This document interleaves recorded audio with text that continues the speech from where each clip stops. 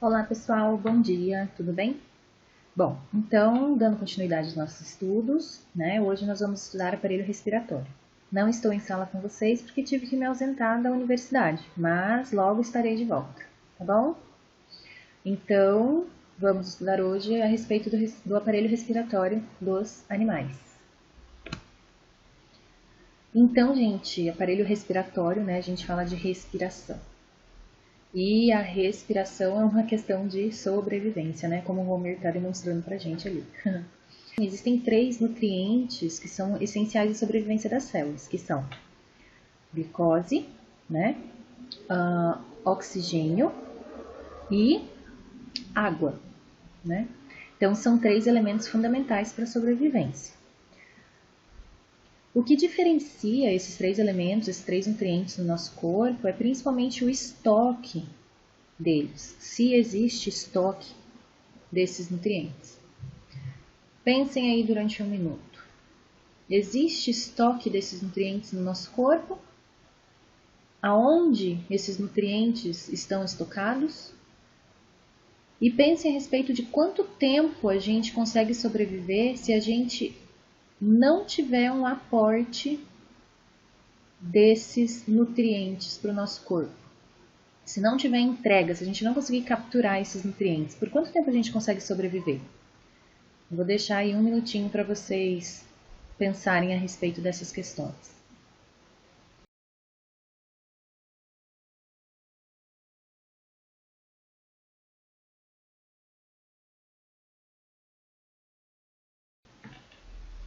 Bem, vocês devem ter chegado aí, talvez, à conclusão, de que os animais têm estoque, sim, de glicose no corpo, de energia.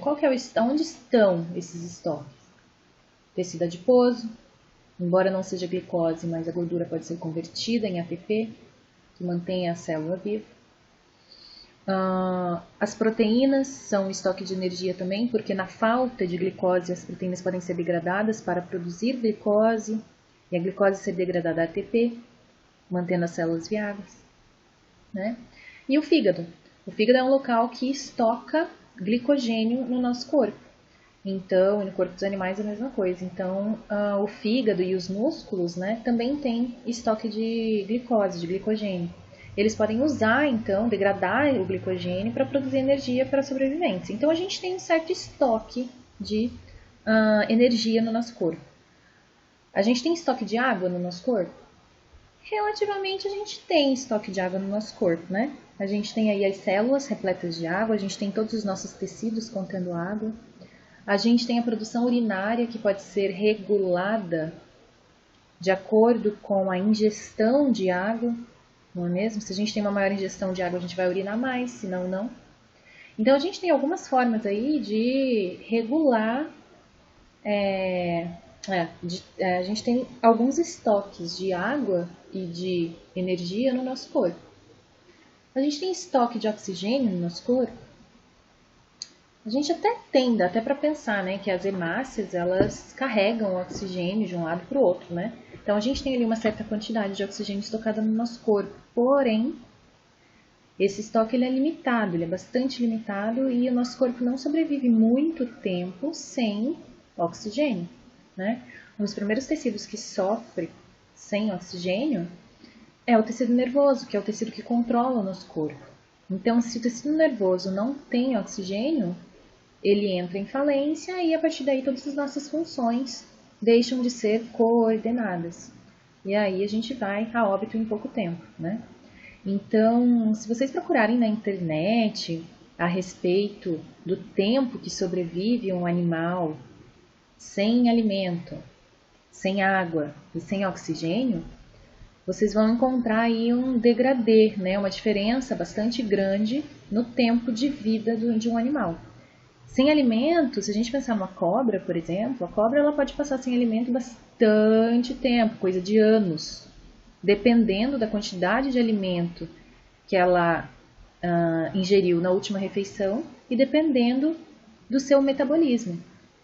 Então, quanto mais acelerado o metabolismo de um animal, Quanto mais agitado ele é, maior é o gasto calórico, o gasto energético. Então, teoricamente, ele passa menos tempo, ele tem menos tempo entre as refeições, porque ele precisa atingir as demandas, alcançar as demandas energéticas do corpo, para as células se manterem vivas.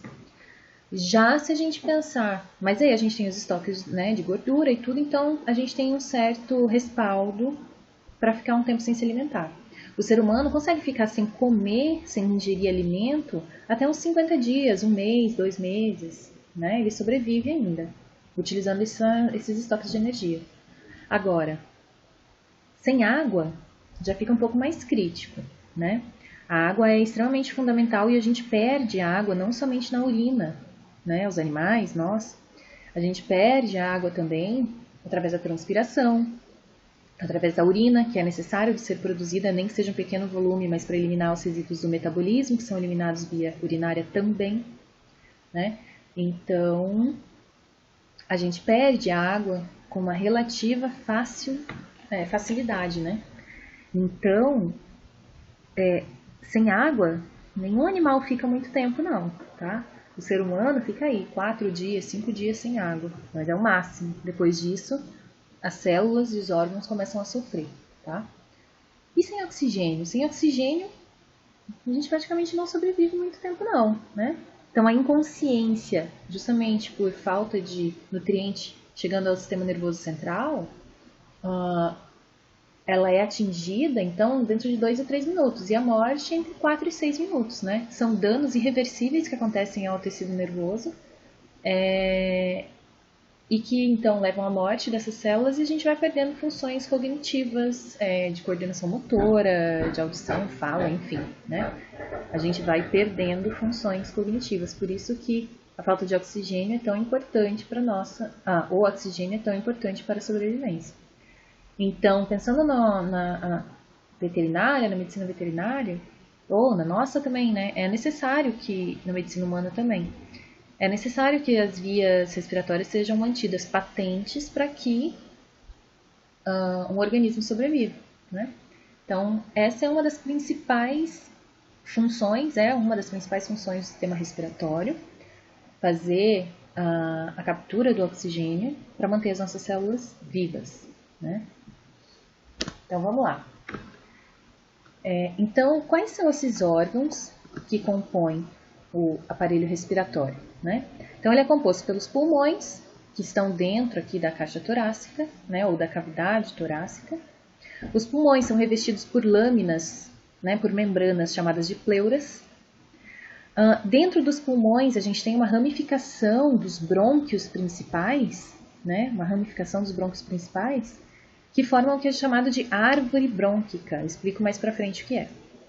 A gente tem a traqueia, a laringe, que é uma região que comunica a traqueia com as regiões da cavidade nasal e das coanas, né? E também é uma parte que regula o fluxo aqui de ar para dentro da traqueia. A gente vai ver como ocorre isso. E a cavidade nasal propriamente dita, né? Que é essa região onde o ar entra no sistema respiratório e por onde o ar expirado sai, certo? Então, esses são alguns órgãos aí do sistema respiratório. Funções do aparelho respiratório, então. A principal função do sistema respiratório é fazer a troca gasosa, né? A hematose. Então, o que é a hematose? É a troca de gás, oxigênio e gás carbônico que ocorre dentro dos pulmões, mais especificamente dentro das partes respiratórias do pulmão. A gente vai ver quem são essas partes respiratórias do pulmão, tá? Então, o que acontece? O gás carbônico ele é eliminado para o ar atmosférico e o gás oxigênio ele entra nas nossas células. Esses gases eles estão transportados no nosso corpo através do sangue, né? Uma parte desses gases ligado às hemácias. A gente vai ver lá na fisiologia melhor como isso acontece. E esses gases transportados na corrente sanguínea são então utilizados, o oxigênio é utilizado pelas células que compreendem os tecidos para realizar o metabolismo celular. resultado, um resíduo do metabolismo celular, que é, por exemplo, o metabolismo celular é a degradação da glicose, por exemplo, para gerar ATP, para a sobrevivência da célula. A degradação da glicose gera como resíduo do metabolismo o gás carbônico. E o gás carbônico, ele tem que ser eliminado do nosso corpo. Ele tem funções importantíssimas no nosso corpo, mas ele deve ser eliminado, porque em alta concentração ele altera as funções celulares. Então, o gás carbônico, produzido pelas células a partir do metabolismo celular, deve ser eliminado do nosso corpo através dos pulmões. Então, essa troca de gás oxigênio e gás carbônico que acontece nos pulmões é chamada de hematose, que é a principal função do sistema respiratório. Mas o sistema respiratório ainda tem a função de modificar o ar inspirado e de auxiliar no controle da temperatura corporal. A gente já falou sobre essa última função aqui, né, o controle da temperatura corporal. Então, nos pulmões a gente tem uma grande quantidade de capilares, de vasos sanguíneos bem fininhos. Vocês já sabem o que são.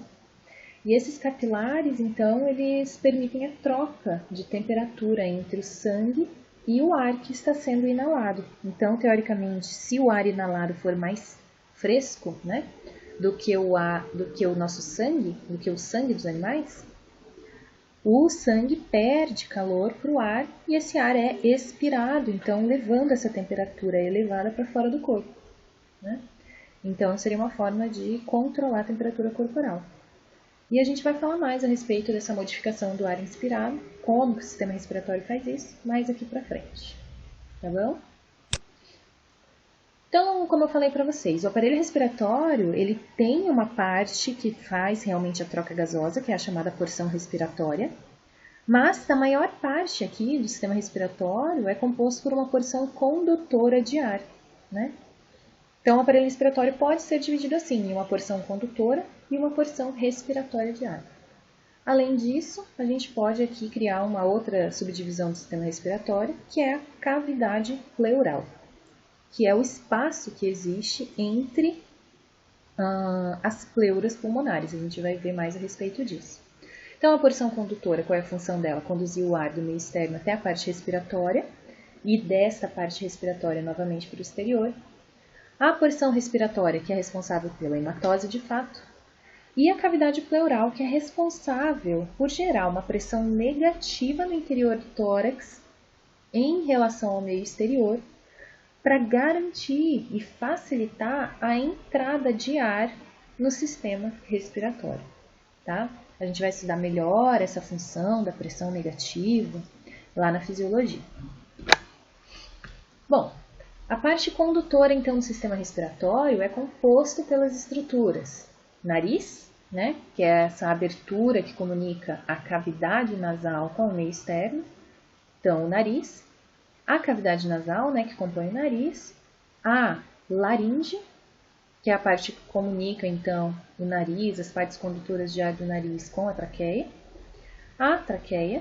e os brônquios principais até bronquíolos terminais. Tá? Então, essas são as partes condutoras de ar. A partir dos bronquíolos terminais surgem os bronquíolos respiratórios. Os bronquíolos respiratórios que vão dar nos sacos alveolares, nos quais nós encontramos os alvéolos. Toda essa porção aqui, bronquíolo respiratório, sacos alveolares e alvéolos, fazem a troca gasosa, a hematose. Então, olha lá. Quem é a porção respiratória do aparelho respiratório? São, a partir dos bronquíolos respiratórios, os ductos alveolares que conduzem o ar para cada saco alveolar, o saco alveolar em si, que é o conjunto de alvéolos, e os alvéolos pulmonares, que é cada bolinha dessa daqui. Então, todas essas porções realizam a troca gasosa. Então, ó, nesse alvéolo grandão aqui, nesse saco alveolar, está mostrando como que é a rede de vasos sanguíneos, de capilares, que envolvem, então, esses alvéolos, né? Esses capilares estão, então, bem distribuídos, amplamente distribuídos sobre os alvéolos, e é o que garante, então, a troca gasosa. Nessa figura dá para a gente observar também como é fininha, né, a parede dos alvéolos em comparação, por exemplo, com a parede dos bronquíolos terminais, que é bem mais espessa. Então, a troca gasosa ela é mais fácil aonde? Através de uma parede espessa ou através de uma parede fininha, né? Quanto menor a distância aqui entre o ar, cadê o mouse? Entre o ar inalado, que está aqui dentro do saco alveolar, e o sangue que está passando aqui em cima dos sacos alveolares e dos alvéolos, mais fácil é a troca gasosa, né? Quanto menor essa distância. Então, com certeza, nos sacos alveolares é mais fácil de ocorrer a troca gasosa do que nos bronquíolos terminais. Tudo bem? E a cavidade pleural. O que é a cavidade pleural, então? A cavidade pleural ela surge porque existem duas pleuras revestindo os pulmões. Existe uma pleura chamada de visceral ou pulmonar, que está aderida ao pulmão. E existe uma pleura chamada de parietal, que ela está sobre a pleura visceral. E a pleura parietal está em contato com o quê? O que tem por cima aqui da pleura parietal?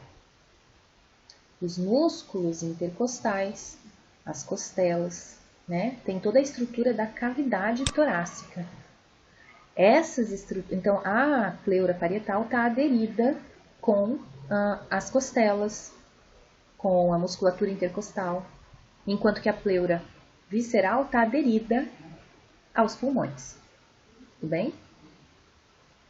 Outras estruturas anatômicas que são importantes para o funcionamento do aparelho respiratório é o quê? O esqueleto do tórax, o músculo do tórax, os músculos do tórax, não somente o diafragma, mas também os músculos intercostais, internos e externos, e os músculos do abdômen do animal. Por quê? Porque todas essas estruturas aqui, elas estão envolvidas no processo de respiração, tá?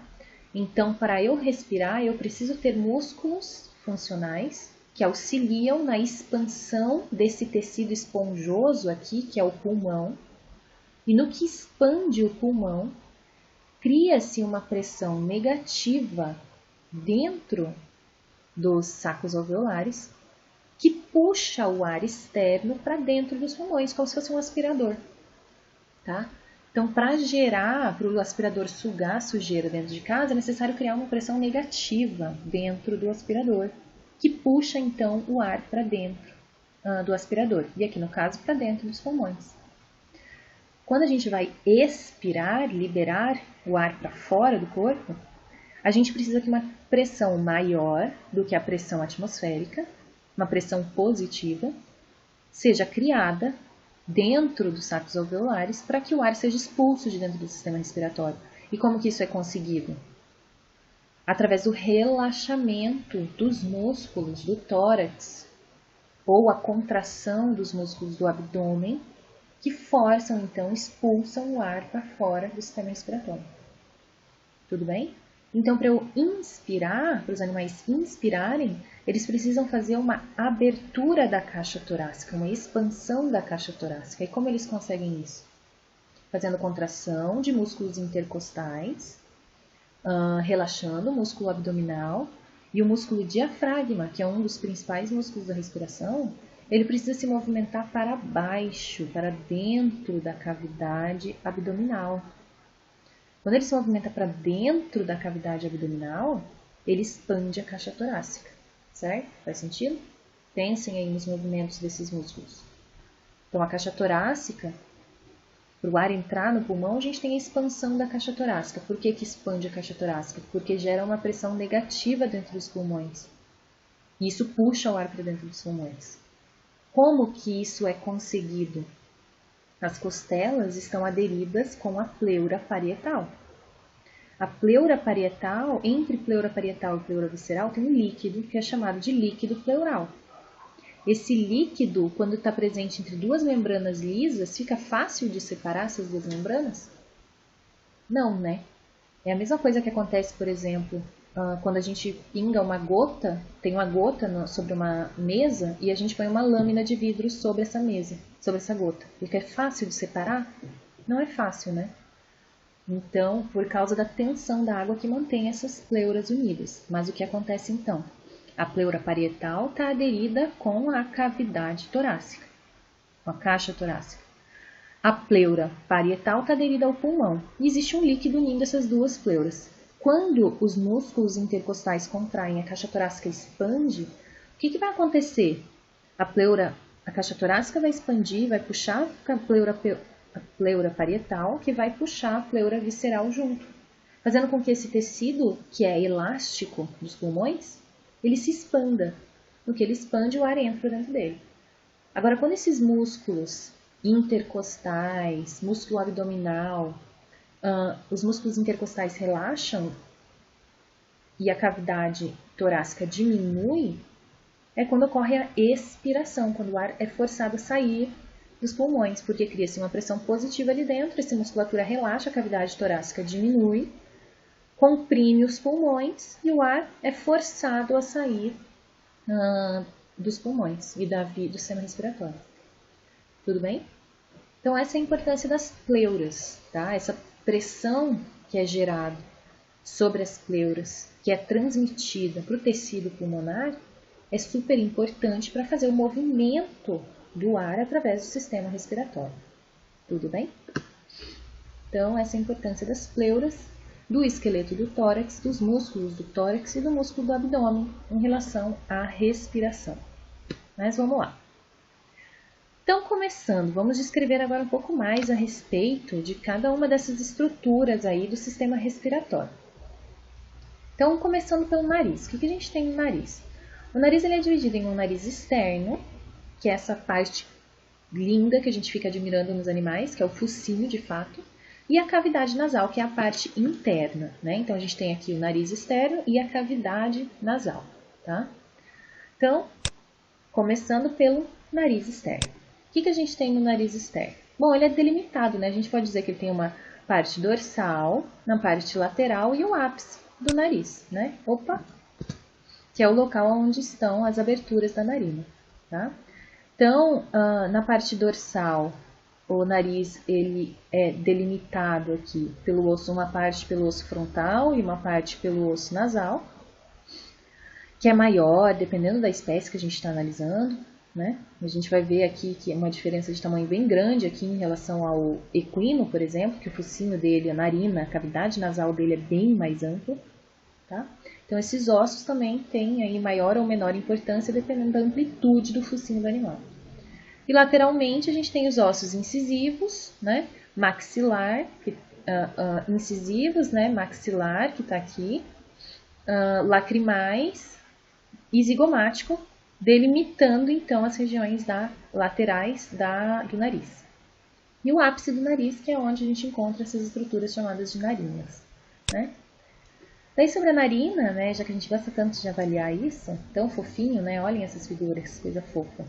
A gente tem algumas características específicas de cada espécie. Então, tem forma de vírgula, forma de fenda e forma arredondada. Arredondada é mais fácil, né, o suíno, olha lá, fofinha, tomadinha, né?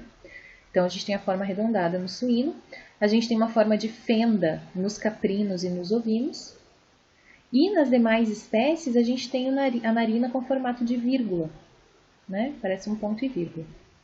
Tá?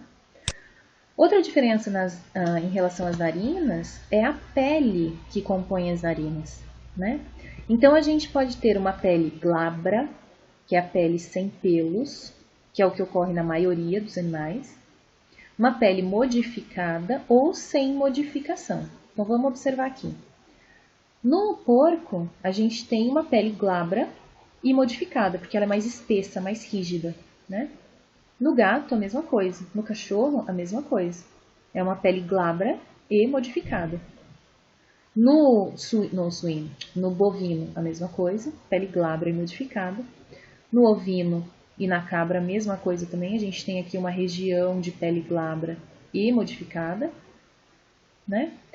Porém, no equino, a gente tem uma pele normal, uma pele sem modificação e ela não é glabra, né? Ela tem aqui vários pelos, são pelos táteis, né? Nesse animal. Então, a pele não é modificada aqui no equino, né? Embora ela seja um pouco diferente da pele, da face dele, por exemplo, ela não é tão espessa quanto é aqui o focinho do gato, o focinho do porco, enfim, das outras espécies. Tudo bem? Essa estrutura, gente, do nariz dos animais, da narina, ela é mantida por algumas cartilagens que estão presentes lá. Então, tem aqui cartilagem nasal, lateral, dorsal e ventral, cartilagem alar, cartilagem nasal acessória, lateral e medial. São cartilagens que compõem, então, que dão a forma ao focinho dos animais. Aqui, ó, a gente já tem o osso nasal, aqui a gente tem o osso incisivo, aqui a gente tem o osso maxilar, que formam, então, essas delimitações da cavidade nasal. No equino, né, a gente tem uma particularidade. O que que é? O nariz do equino ele é bem amplo dentro, né, desse espaço aqui que se forma. A gente tem o que é chamado de divertículo nasal no equino. O que que é? É um fundo de saco que se forma na região mais dorsal da narina do animal, tá? Então aqui, se a gente, por exemplo, por que que isso aqui é importante que eu tô falando? Na hora de passar uma sonda nasogástrica em um equino, a gente tem que sempre lembrar dessa anatomia aqui. Por quê? Se a gente for com a sonda muito dorsal, essa sonda vai bater no divertículo nasal e não vai entrar na narina verdadeira do equino, para atingir então a cavidade nasal e dali a gente conseguir projetar essa cânula para o trato gastrointestinal, tá?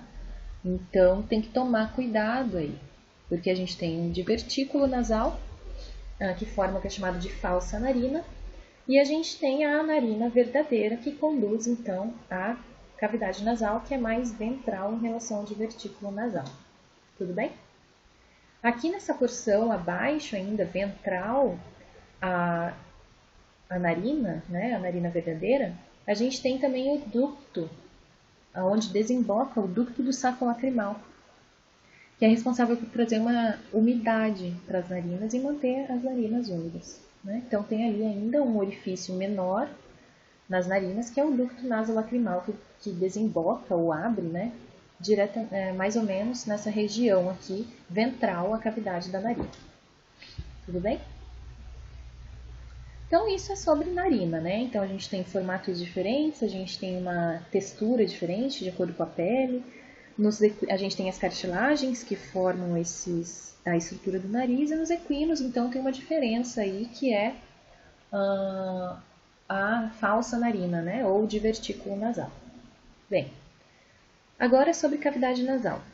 Quando a gente fala de cavidade nasal, a gente está se referindo a toda essa estrutura aqui que está dentro do focinho dos animais, né? O que a gente tem dentro da cavidade nasal? Primeiro, ela tem limite. O limite cranial dela são as narinas, né? E o limite caudal são as coanas. As coanas são círculos que existem no fundo da cavidade nasal, que são delimitadas pelo osso palatino. Na aula prática eu vou demonstrar isso melhor para vocês, tá? A cavidade nasal ela é dividida ao meio pelo septo nasal em duas metades, a metade direita e a esquerda, né? Então a gente tem aqui um septo nasal cartilaginoso que divide a cavidade nasal entre o lado direito e esquerdo. O septo nasal ele inicia então no ápice do nariz e ele vai se inserir no osso vômer, que está preso à lâmina perpendicular do osso etimoide. Então aqui, ó, o osso vômer é onde existe a delimitação. É onde se insere o septo nasal. Tudo bem? Aqui sobre as coanas, eu não sei se eu terminei de falar, mas as coanas, o que são? São orifícios no palato duro que permitem a passagem do ar das narinas para a nasofaringe. E da nasofaringe isso vai ser conduzido até a traqueia e os pulmões, como a gente vai ver na sequência. Tudo bem? Então, na cavidade nasal, existem o que são chamadas de conchas nasais, né? Então, como vocês podem ver aqui na figura, existem as conchas nasais ventral e dorsal, que fazem parte do sistema rostral de conchas nasais, e a gente tem as conchas nasais etimoidais, que são essas aqui, que fazem parte do sistema caudal de conchas etimoidais, tá? As conchas nasais estão próximas, então, ao osso etimoide, que está aqui em cima. Ao osso etimoide, que está aqui em cima. Qual que é a importância das conchas etimoidais? As conchas etimoidais, elas estão muito próximas aqui, ó, do sistema nervoso central. E mais próximas ainda dessa região do sistema nervoso central, que é chamada de bulbo olfatório. tá? Bulbo olfatório. Então, aqui na região do bulbo olfatório, concentram-se as células que reconhecem os odores que a gente está sendo exposto, tá? Então, o que acontece? O ar que entra pela narina, ele bate diretamente sobre as conchas etimoidais. As conchas etimoidais são ricamente inervadas por sensores olfatórios. E esses sensores, que são neurônios, vão levar essa informação até o bulbo olfatório. Aqui no osso etimoidal, a gente tem o que é chamado de placa cribiforme ou placa crivosa.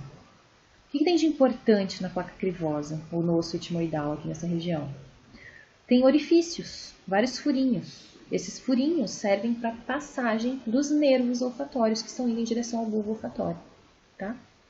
Então, as substâncias odoríferas dispersas no ar, elas entram diretamente em contato com os neurônios sensitivos olfatórios, que levam essa informação através das conchas etimoidais, passando pela placa cribiforme, diretamente ao bulbo olfatório, que está posicionado nessa região mais rostral do encéfalo dos animais.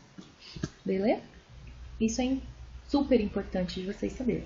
O que mais sobre as conchas nasais? Entre as conchas nasais existem espaços que são chamados de meatos, né?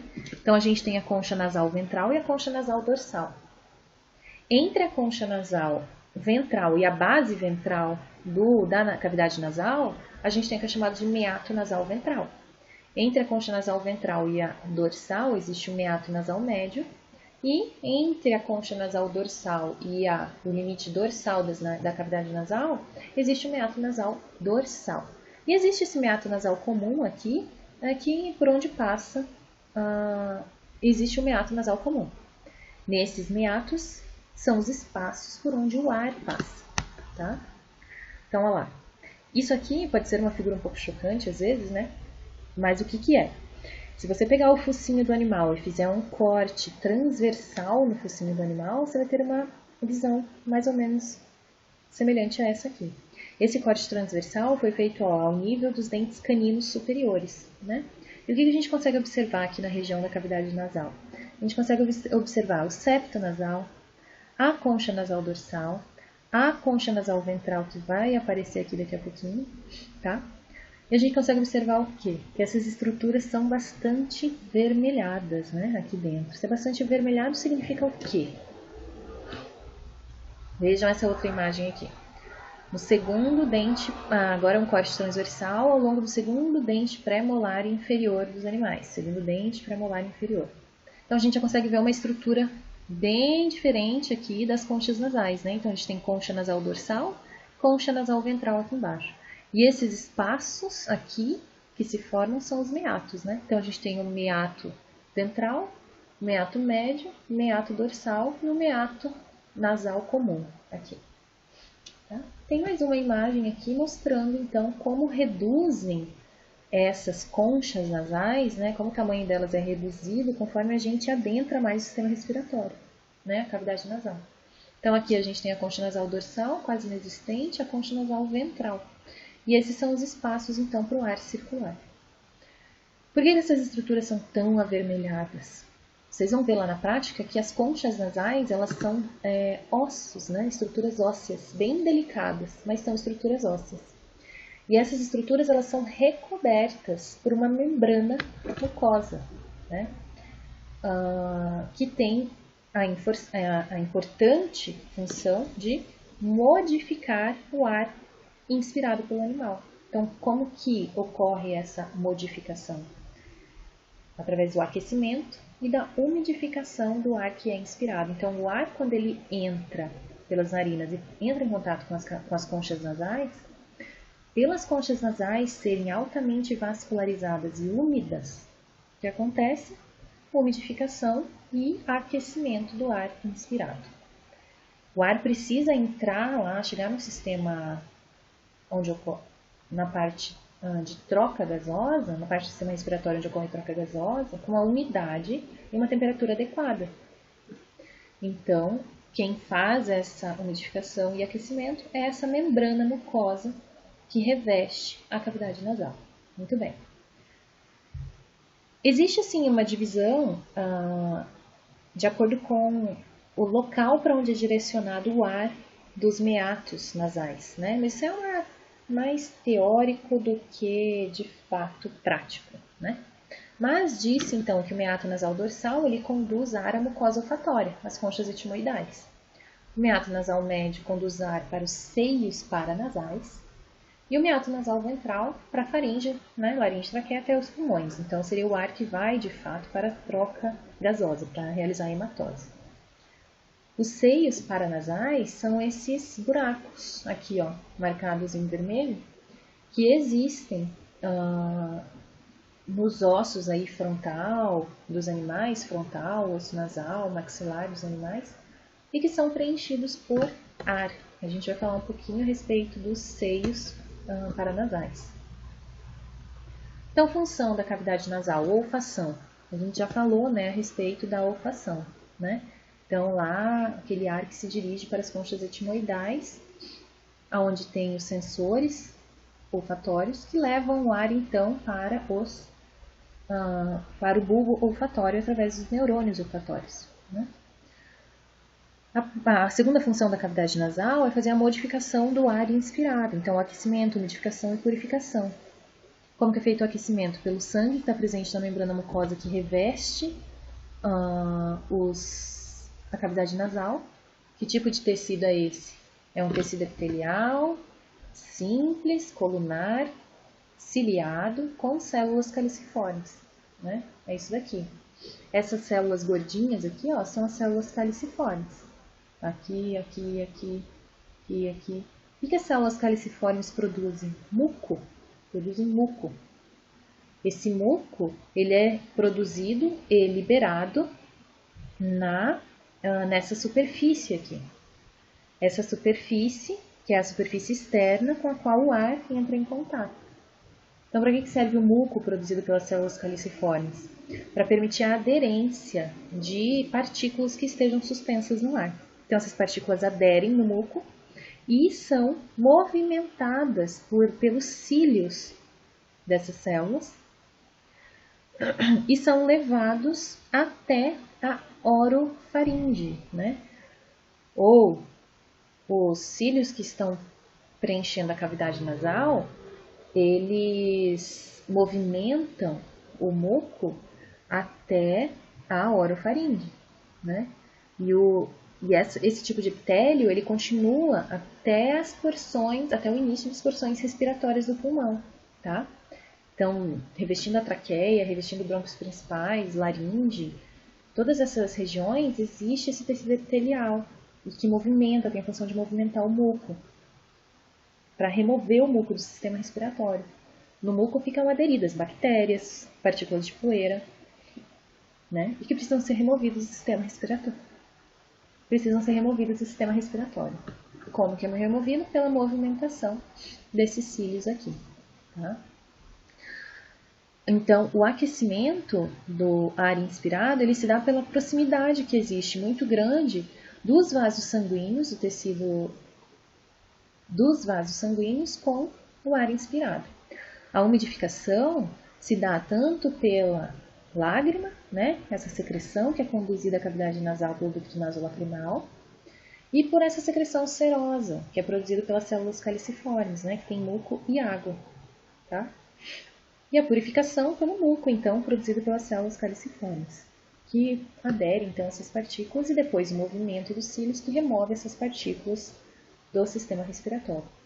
Então, o resultado disso, o ar chega até as partes respiratórias, aquecido, umidificado e limpo de partículas. Os seios paranasais. O que são os seios paranasais?